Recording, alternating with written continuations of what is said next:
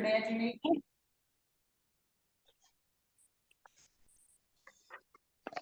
Look at, I remembered to record without anybody reminding me. I'm really impressed because I even have a little note here and I forgot to tell you. I'm gonna make sure I got good sound though too. But you know, as I think about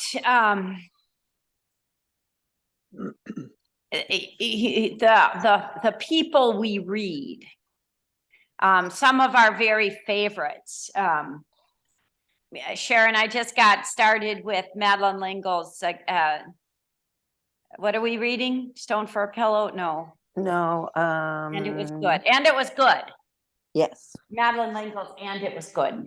And Rachel Held Evans wrote the foreword.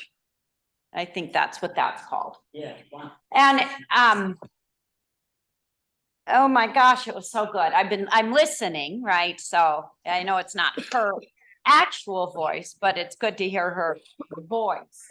And she surely wrote with sanctified imagining. And I do think that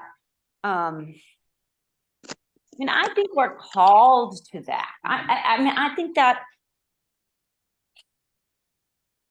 that's the, how do I say that?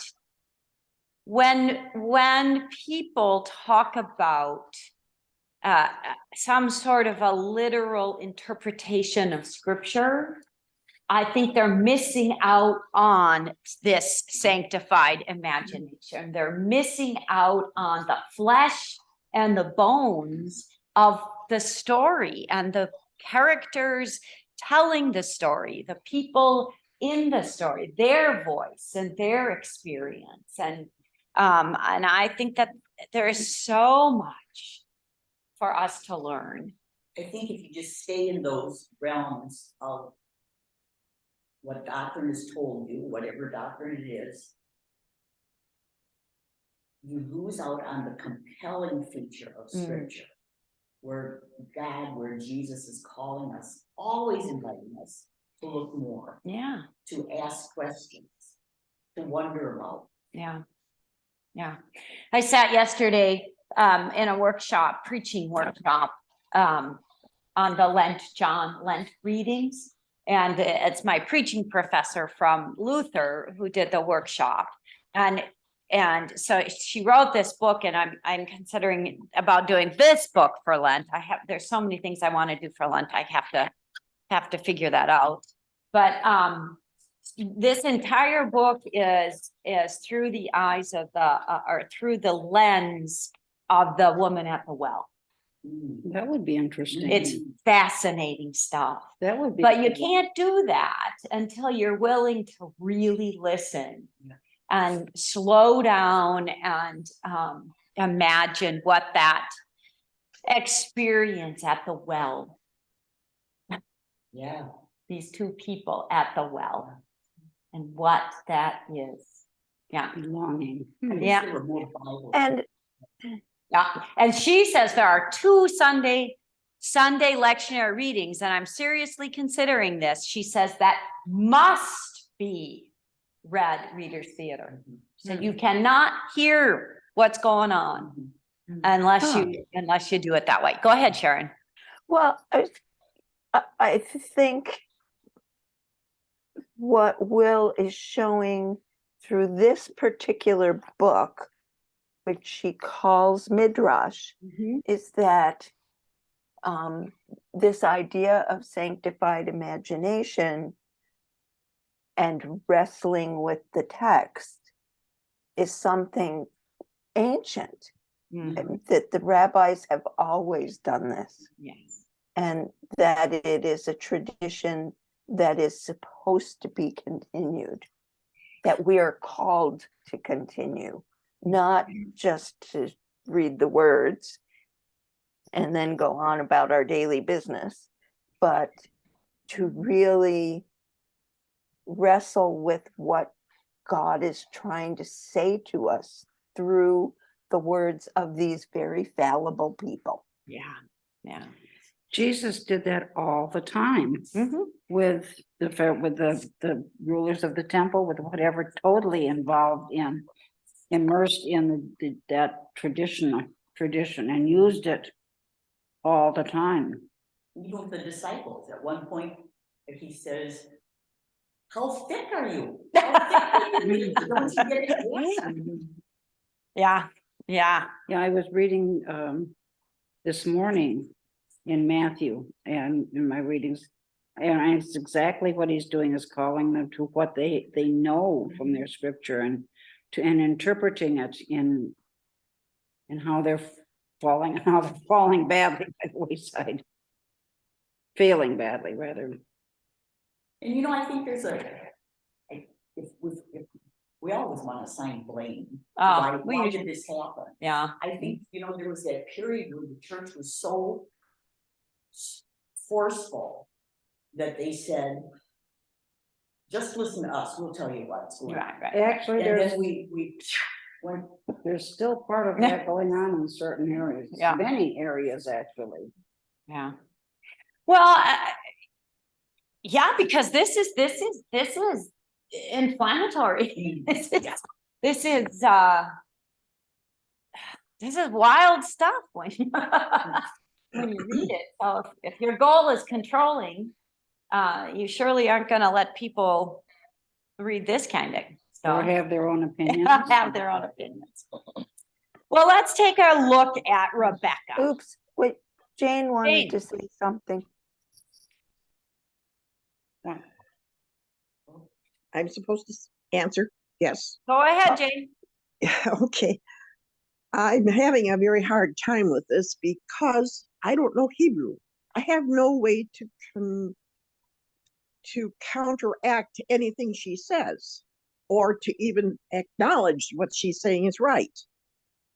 Because I don't know Hebrew, and she's always taking a Hebrew word apart and saying it's this, that, or the other thing. So I find it kind of disconcerting. Yeah, I don't know Hebrew either, but I'm willing to go with her on this because she does. Yeah, I think, she needs to be, you know, it's Right. that's part of the historical cultural interpretation, is to take what is said and pull it apart and say, I mean, biblical scholars do that all the time. Scholars, period, do that all the time, saying, and this word comes from X, Y, and You can Z get kind of bogged Latin down. word or Greek word or whatever. My Latin is beyond rusty. My Greek is non-existent. My Hebrew is terrible. But if you are reading a particular scholar, I think you just assume their scholarship is Robust. good. Yeah. You know. Yeah. And we don't have to grant them rightness. Right? I mean, we don't need to make a judgment about right or wrong here.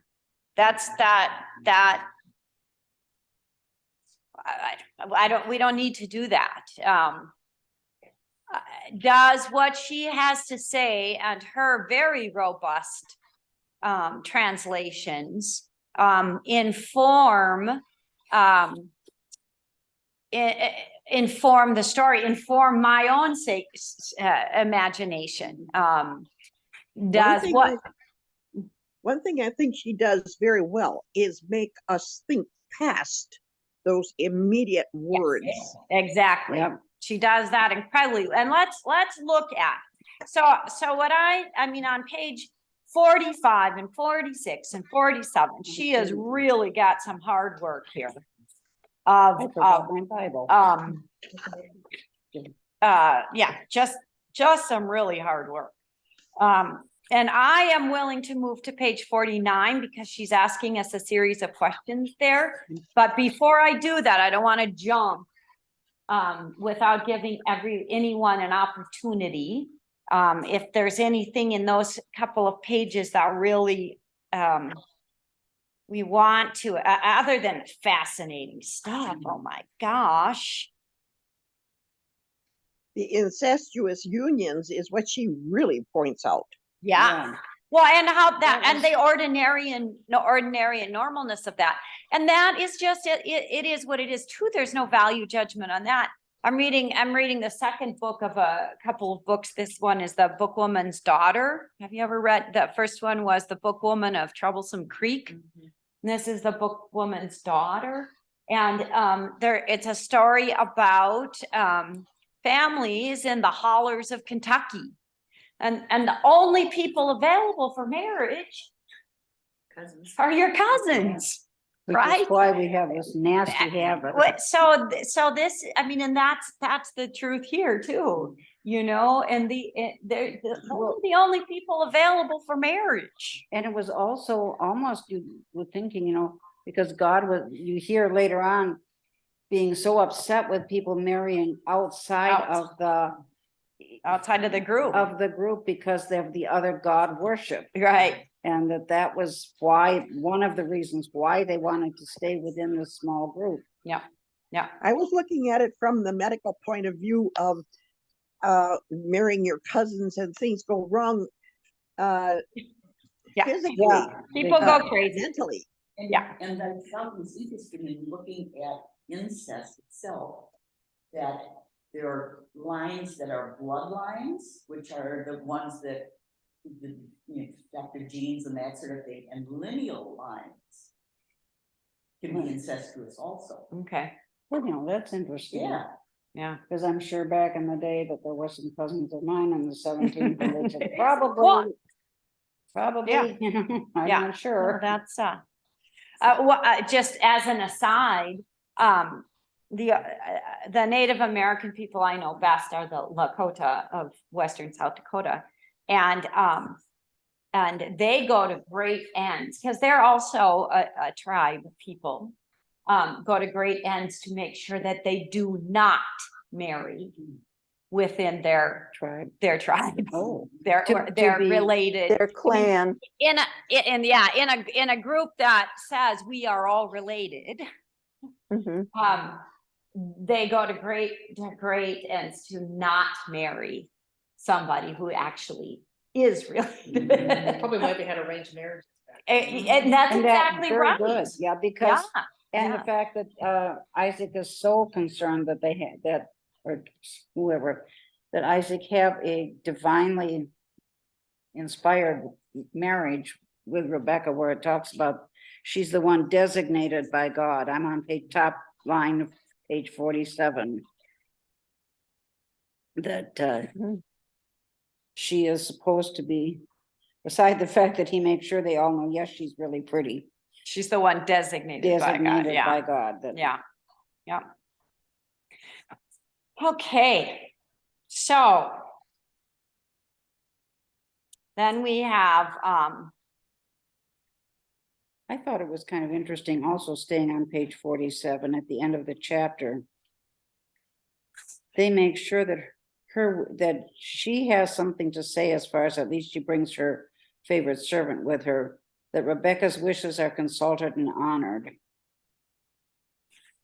Yeah, she is considered, she's not just a piece of property to pick up and take. Yeah.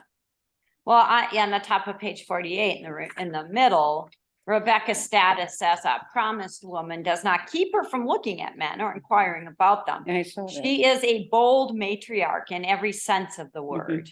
And that's a little bit, I mean, does she set, is it in here that she sets her up as different from Sarah? Yes, someone, yes. Or is that, I think that's in here too. Yeah, it's in the second paragraph. Abraham has played with Sarah and been fearful of losing her to another man, but the only love ascribed to him is for Isaac.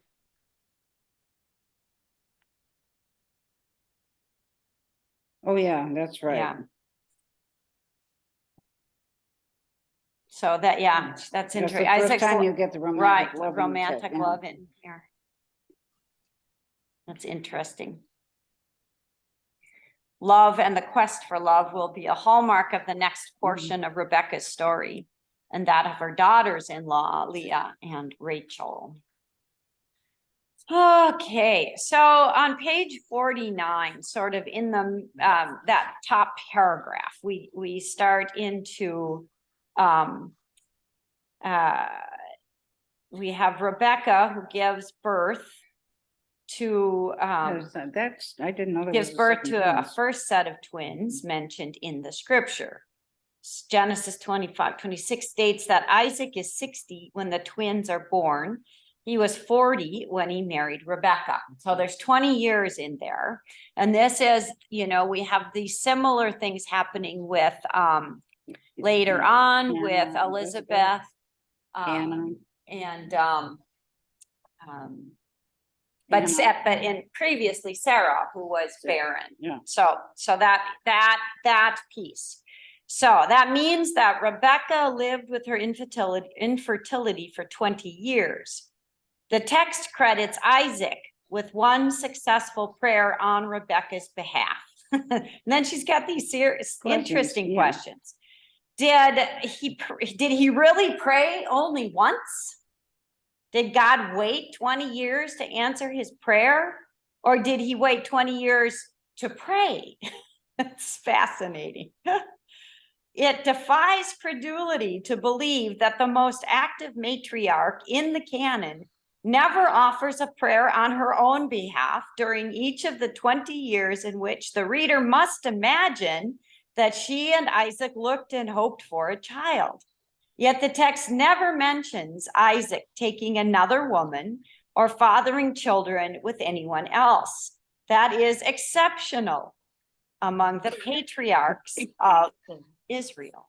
But Isaac had been impotent for. Maybe it was Well, his who problem. knows? I mean, you know, they always blame. I mean, so that for me is such a fascinating, a wondering thing. Is all around. It's very touching. All around this shame assigned Always to the woman. to a woman who is barren, because there is a story, and this is a little bit later, about God opening a womb, right? Mhm. So is it God's activity that closes a womb, that makes a woman barren? For me, that's the fullness of time. such a fascinating thinking, and goes to, you know, this reality we live in today, where nobody would think those things, right? No. Nobody would think those things. That all lives in the realm of the scientific and the medical.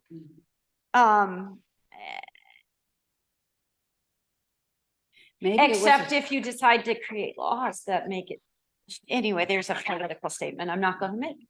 So, But it is interesting that in our day and age, being infertile does not mean that you can't. There are things you can do. There are fertility. There are the implants. but does that? So this is what I find fascinating. Do we still bear the scars of that shame as women? That we must. I think so. conceive. Well, yes, and that if we cannot conceive, something's wrong. I mean, I think about the ends to which women go to conceive, that's monetarily and emotionally and physically. The ends that they go to conceive. So is it, I mean, I understand I really want to have a baby, but I don't, and forgive me, because I had 2 wonderful pregnancies and you know, no issues whatsoever.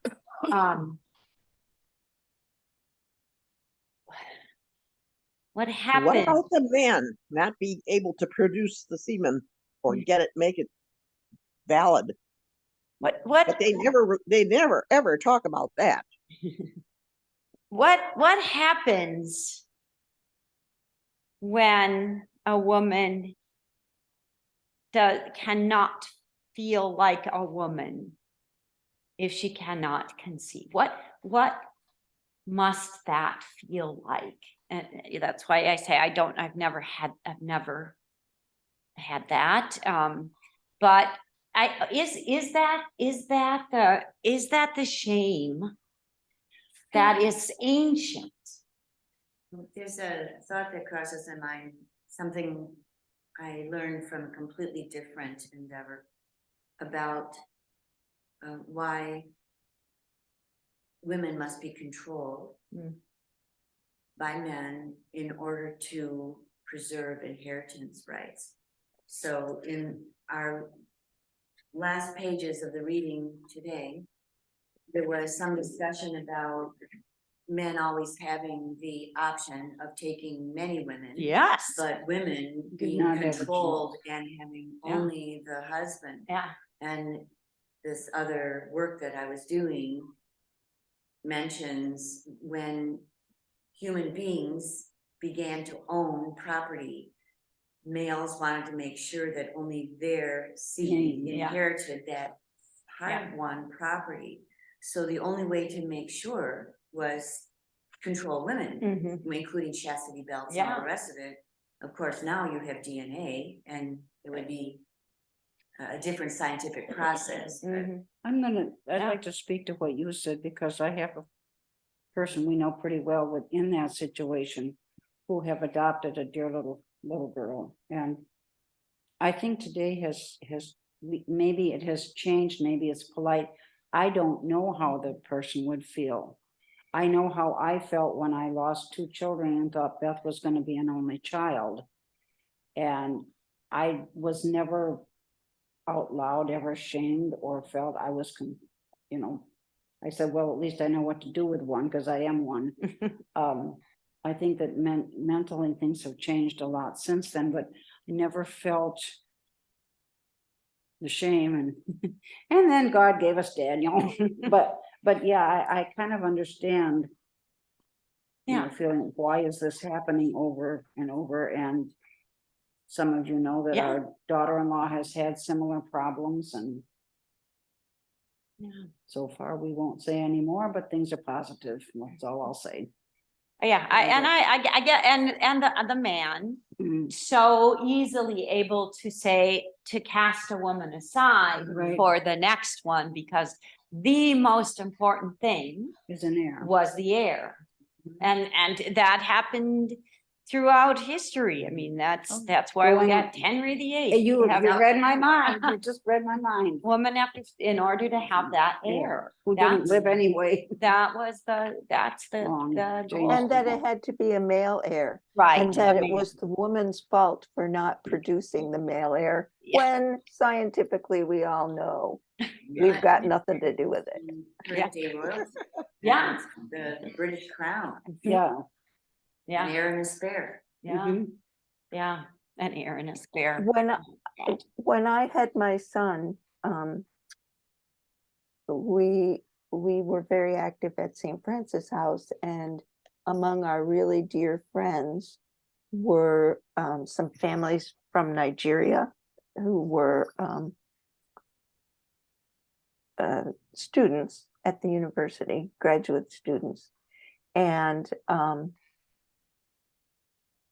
2 of them are his godparents.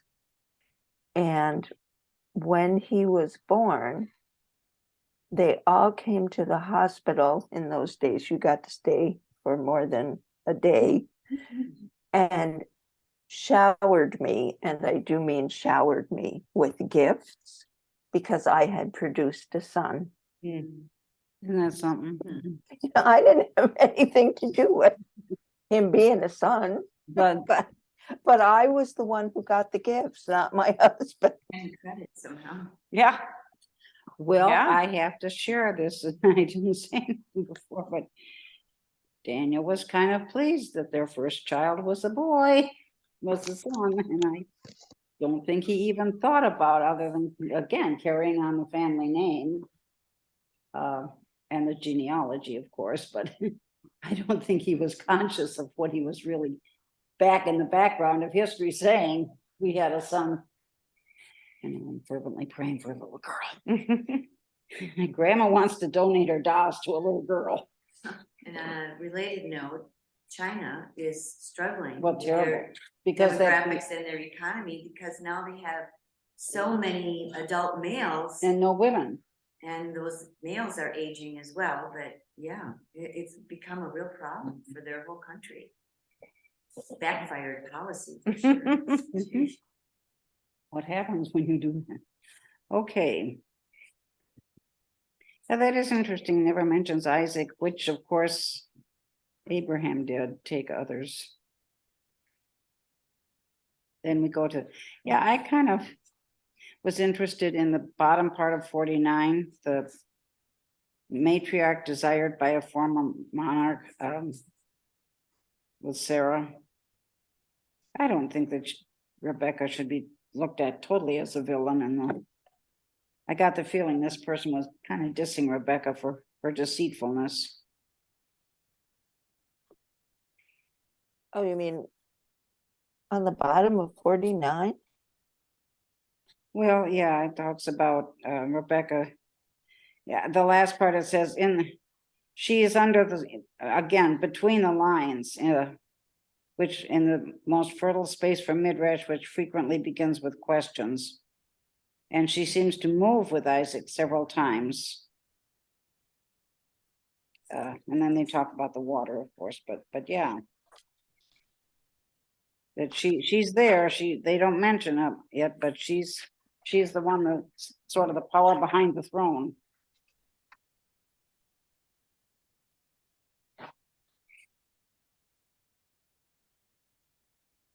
Well, it's interesting because is it because she has some disregard for Abraham, Isaac, and Jacob and Esau? Or is it because she concentrates on the story of the women? The office next door is open. You can talk to the building next door.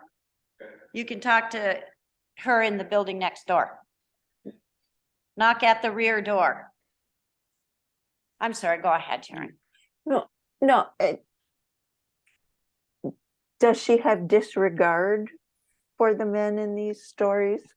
Or is it just because she's bringing forward what she imagines to be the women's stories?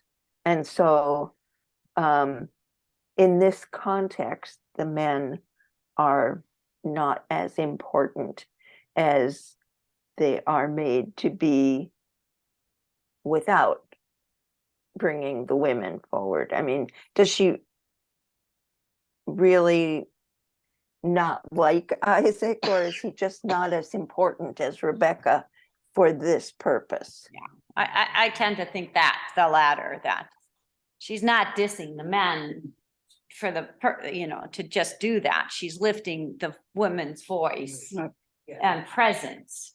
And that's, that comment she makes here at the very bottom, Rebekah appears to move with Isaac several times as he feuds with the Philistines over wells producing life-giving water.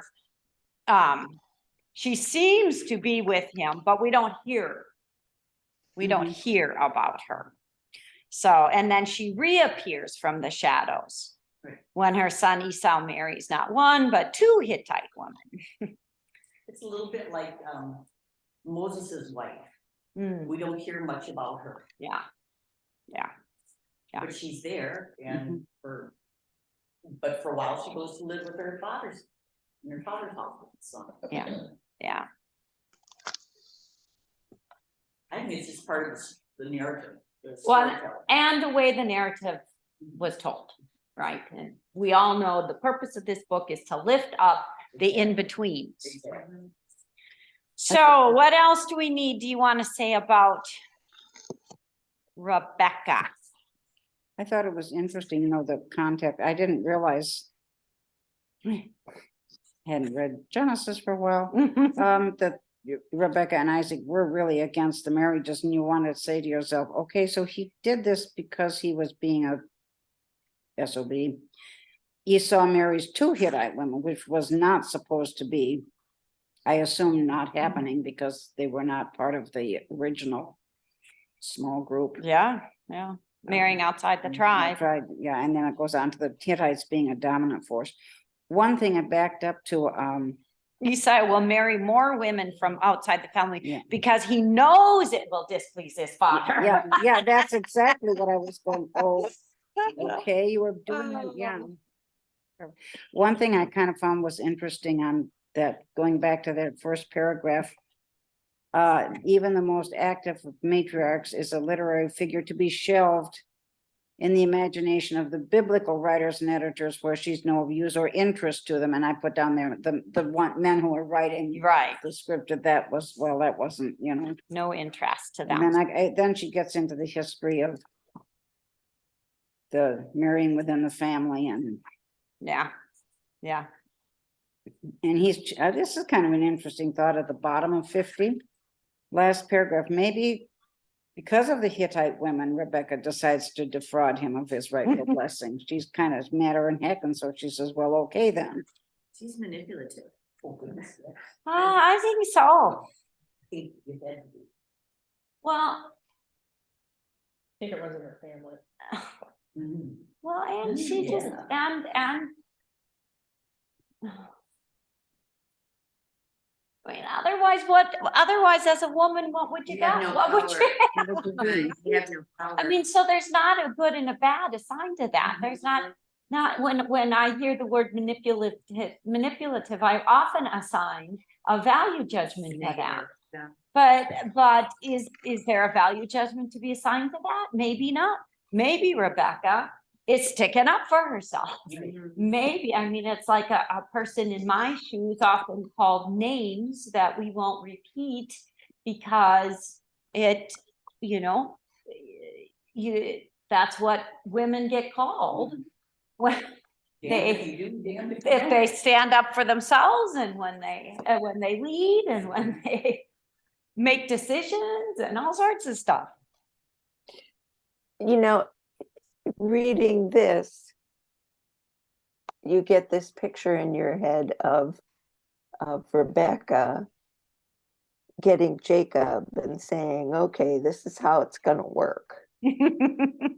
And I had never thought about that before, although it's clearly there in the text that she enables him to steal the birthright. Yeah, it is there. But we're so used to not looking at the women. Do we look at And Jacob is such a huge figure in Genesis, and a bit beyond, that this was just fascinating to me. I liked the questions on the bottom of 51, again, looking between the lines. Yeah.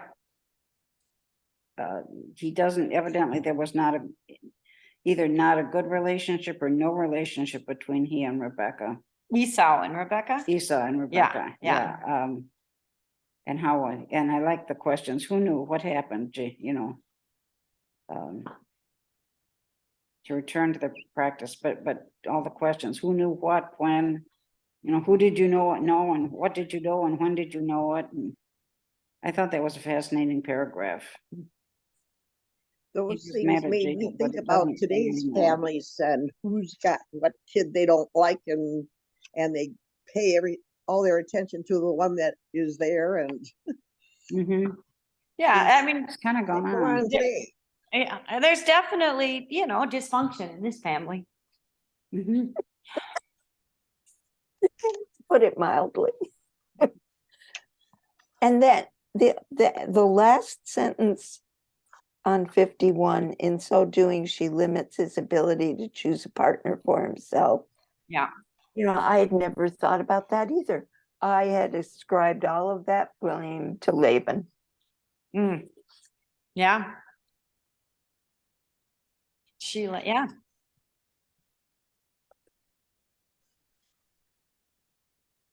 Jacob will tell his prospective in-laws that he is her son and never name his father.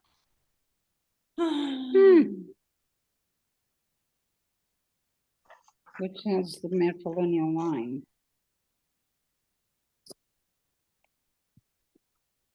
The death of Rebekah is not recorded, yet the death of her childhood servant Deborah is. Isn't that fascinating? It is fascinating. Yeah. The writers didn't like Rebecca. Well, because Rebekah lifted her head. Yep, she did her thing. She was So, strong. yeah. I love the little. The little thing Yeah, she decided to write. I like that too. And heel grabbing sneak who became Israel, the God Wrestler. wrestler. Yeah. Yaakov. Yeah. Heel grabbing. The heel grabbing sneak. I love it. Israel, the God wrestler. Yeah, and we sure lift Jacob up in that way too, the one who Mhm. wrestles with God. Maybe God was trying to smash him down to size. Okay, well, we got the other ladies here. Yeah. That's fascinating. Keturah, Abraham's third intimate union. I mean, you read over all this stuff, right? And it doesn't even Hit you. Yeah. just doesn't even register. And now we got the third one. And why is it? It's our, I mean, this isn't just to have the kids, right? Because He's getting past it. Rebecca's got the goods there. They got 29. 6 children. Now he even has the status of widower. Yeah, yeah.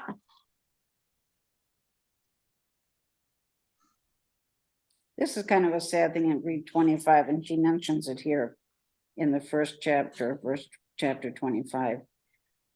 To the sons, now he calls her concubine instead of wife here. Abraham gave gifts, and while he was still living, he sent them away from his son Isaac toward the east country.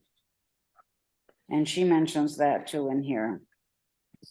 So it is, so you said that what we got there, the Revised Standard uses concubine, and we in my head anyway, I think concubine, I think it's a woman he's taken on, right? Part of his group of women. But then and I really do appreciate our author's explanations about primary women and secondary women. I suppose that is what the scripture has always called concubine and wife. And when you think about the women in our study, there is a hierarchy within the women. And the second and third and fourth women are powerless, even inside the culture of women.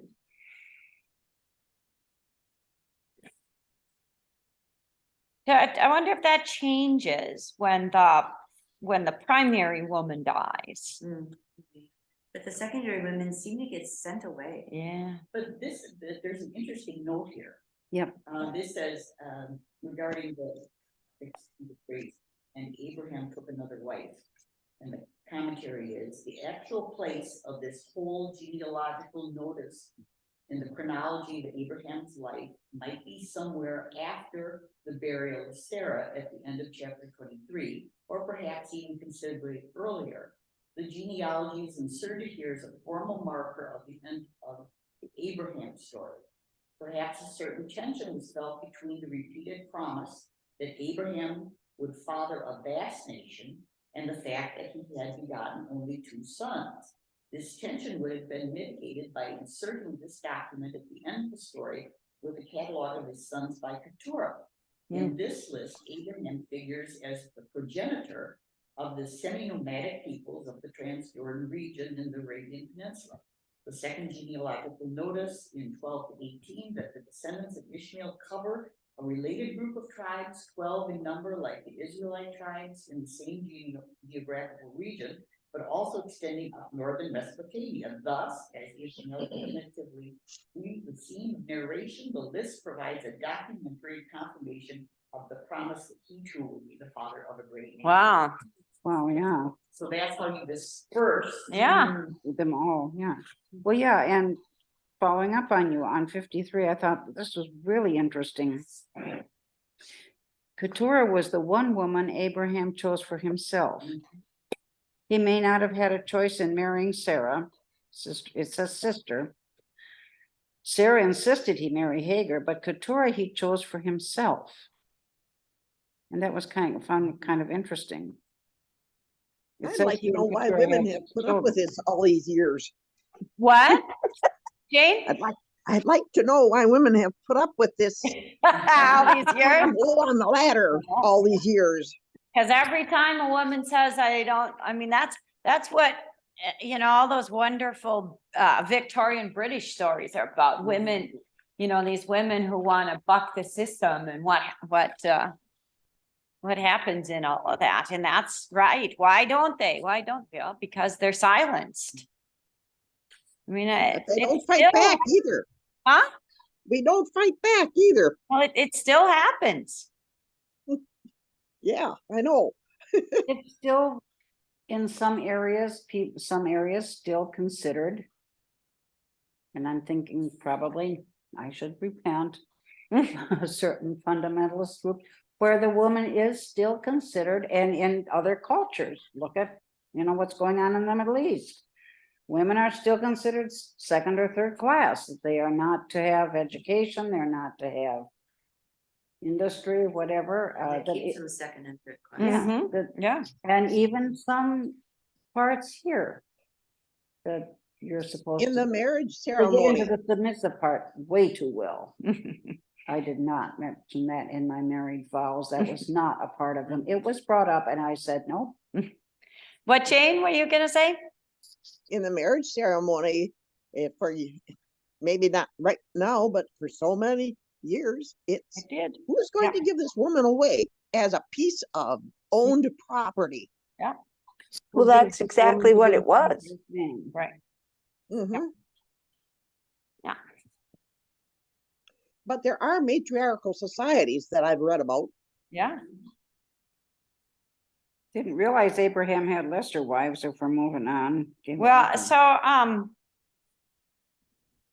was interested in, the last paragraph of Keturah on page 53, the phenomenon of male access to multiple sexual partners while limiting women to a single partner is among the most common historical social sexual configurations and endures to a lesser degree to the present age.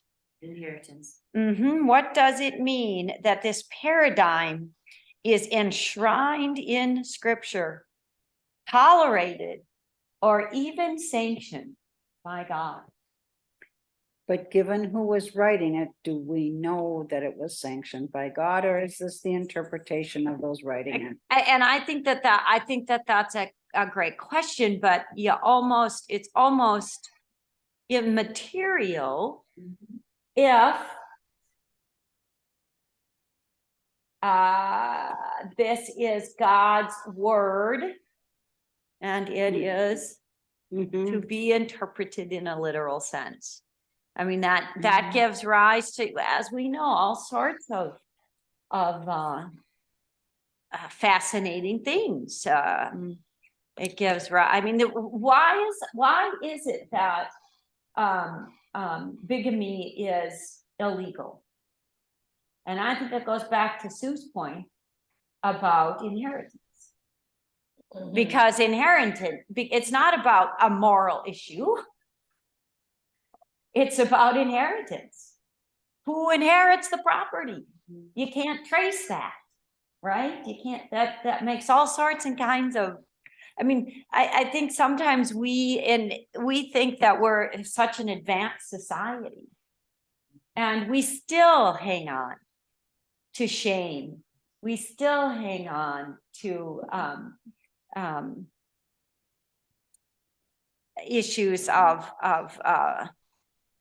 I mean, you know, our legal system is not about, up until recently, I think, and maybe not still, but not about a moral code, but about a legal code. And on the flip side of that, current day,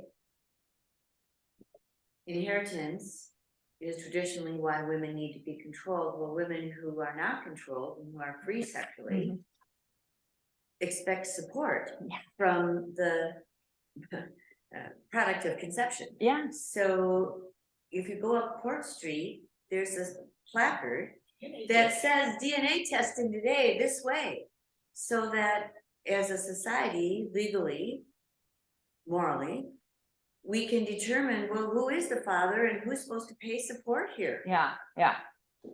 And it's a dilemma. And you can see how polygamy actually affects men too in the Bible, because you know, you read about the eunuchs who aren't allowed to get married. Yeah. And, they're forced as slaves for the rest of their life. Yeah. I think it has something to do with protecting the bearer of the womb, because children can only come from the womb. Mm-hmm. And so if the womb, the female body is the jar that the womb is in, you have to protect the female body.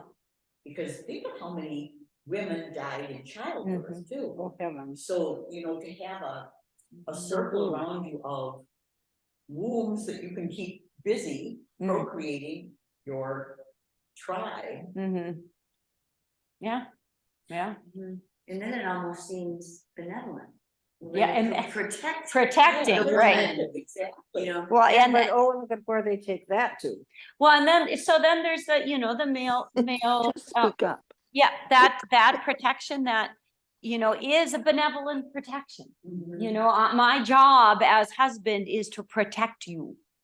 And there's something about that, right? We've talked a lot about a woman alone in first century Mediterranean culture has no protection. And women are weaker than men. And men can take women. And rape them. Go ahead, Jane. I've often thought in true justice, we ought to throw out inheritance. All inheritance. Have to work for what you get.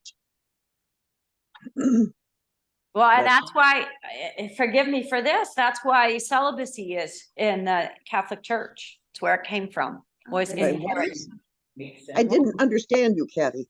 That's where celibacy comes from in the Catholic Church, is inheritance. How so? How is that happening? Or how did it happen? Because the Roman Church was interested in money and property. Oh, I get it. So you got priests out there making kids, and inheritance says that first son gets property, right? So the church doesn't. So let's make a rule that says you have to be celibate. And then everything. And anything you have is inherited by the church. I heard the point, the church didn't want to pay survivor benefits to the wives. So similarly, you know, it's the church that wants everything for itself. Wow. I told my mom that one day. She must have gone off the. Mom, you know why? She did not take well to that, I assume. She just. I wonder if that is still part of why the Catholic Church resists allowing priests to marry. Well, you know, I think they say things, all the things they say, you know, this is the best image of Jesus for the people, etc., etc., etc. They say those things, but that's they failed pretty spectacularly. You know, if the Vatican would divest itself of all that it has in those catacombs down underneath there, they could feed the world. Hmm. All right. Yeah. What's in the catacombs other than bodies?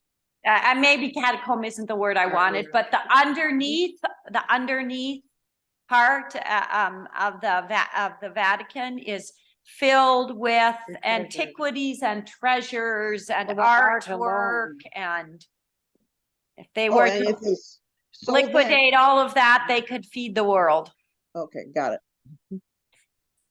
Yeah, That would be like the rich man having to give everything up to follow would be. Jesus. it would be. So lesser wives. I love on page 52, I love the note number 62. His great age reflects the power and fidelity of Yes. God, not a biological reality. Yeah. I mean, I have kind of on some level understood the great ages of the patriarchs as being, I would say, well, they counted time differently, or, whatever that I had to, but to hear it like this, I find it fascinating that the great age reflects the power and fidelity of God. God can open a womb and God can provide semen. And God can, It's a Do miracle. whatever. and God can make it possible for this person to live for 500 years, right? Not a biological. I think that's fast. That was a fascinating footnote for me. It pays to read those footnotes. Oh, yes. When we read about how old all these people were, it always reminds me of Madeline Langle's Many Waters. Yeah. And you just accept it. Yeah. So Sharon's referring to the fourth book in the Wrinkle in Time quartet called Many Waters. And it is a story about the twins of the family, Sandy and Dennis, traveling into Noah's time. And so they sort of land with the desert dwelling tribe, and yeah, it's a fun story. I read some. really like that story. But yeah, ages of people are kind of immaterial, and I mean that's the whole point of all of this is. What does age mean? I have a book recommendation that I remembered when I read this. It's called Keturah and Lord Death. And it's a really good audiobook as well. Okay. And it's takes place in medieval times. What was the title again? Keturah. It's Keturah like this spelling, Keturah, Yep. Keturah. And Lord Death. And Lord Death. Do you remember the author? No. No. Okay. But I'll look it up. Would you put that in writing in an email, please? Sure, I'll look the whole thing up. It's available from the library in print and in audio on Hoopla. So I'll put all of that into an email. That'd be Thank you. great. Thank you. We better do Rachel. Okay, so we are stopping here with Abraham's lesser wives, weren't we? Yep. Yep. Okay, so anything are you we- need to say about the rest of them? Are Well, there? kind of the sad part, and I know we're getting kind of late, it says that it's, what was it? It says he gave them gifts and sent them away Yeah. while he was still alive. And it says, yeah, So she says, as a modern reader, hearer, I am troubled that Abraham continued to produce children who would not be provided for after his death. Yeah, They received gifts, but they didn't, there was no provision for them. He acknowledged them, but did not take care of them. Yeah. But a very 21st century thing. Oh. Are we doing Rachel for the next? yep. Yeah, let's read Rachel. I Okay, did get started with Rachel. yeah, me too. Is that where we're starting? Yeah. Okay. Shall we do Rachel and Leah or just Rachel? Probably Rachel. and- No, Rachel includes Leah. Yeah, so Rachel and Leah. So that's through 67, top of 67. Yep, very top. That'll be a lot. Yeah, it is, but I already read about half of Rachel. It goes pretty. So that takes us through what page? Top of page 67. I always wondered why my great-grandmother named her first daughter and first child Leah, knowing the story and thinking, well, and that's come back. I've got, He Leah. tells a fascinating story. I've got some Leahs in the first grades that we've had, of course, it's spelled different, but okay, Yeah. I'm gonna wander over. Okay, guys, thanks so much. Thank you too. We'll See see you ya. Sunday.